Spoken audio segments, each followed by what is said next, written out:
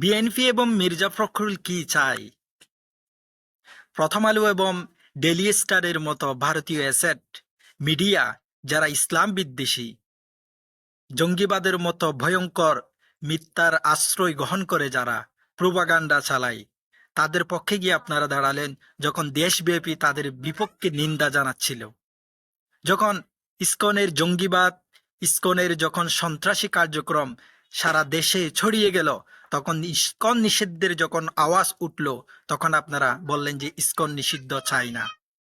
শুরুতেই যখন অন্তর্বর্তীকালীন সরকারের শীর্ষ একটি পদে রাষ্ট্রপতির পদ থেকে ফেসিবাদের দূষর চপ্পুকে যখন পদত্যাগের জন্য চেষ্টা চালালো, তখন আপনারা গিয়ে বললেন দেশে অস্থিতিশীলতা চাই না।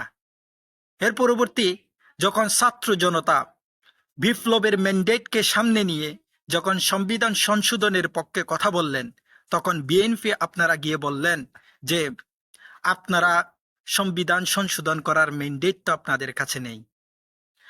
গণহত্যা চালিয়ে দেশে হাজারো হাজারো ছাত্র জনতা হত্যা করে যখন আওয়ামী লীগ এর বিভিন্ন নেতাকর্মীরা পালিয়ে যায়, যখন আওয়ামী লীগের নিষিদ্ধের পক্ষে আওয়াজ তুলে দেশের প্রান্তে প্রান্তে, তখন আপনারা বললেন যে আমরা রাজনৈতিক দল নিষিদ্ধেরকে। অতঃপর যখন ছাত্র জনতা দাবি তুলল আগামী নির্বাচনে ফেসিবাদীর দূষর ফেসিবাদী সংগঠন, রাজনৈতিক সংগঠন আওয়ামী লীগ নির্বাচনে অংশগ্রহণ করতে পারবে না, তখন আপনারা প্রধান উপদেষ্টা ডক্টর ইউনূসের কাছে গিয়ে বলে আসলেন আমরা আওয়ামী লীগকে নির্বাচনে দেখতে চাই।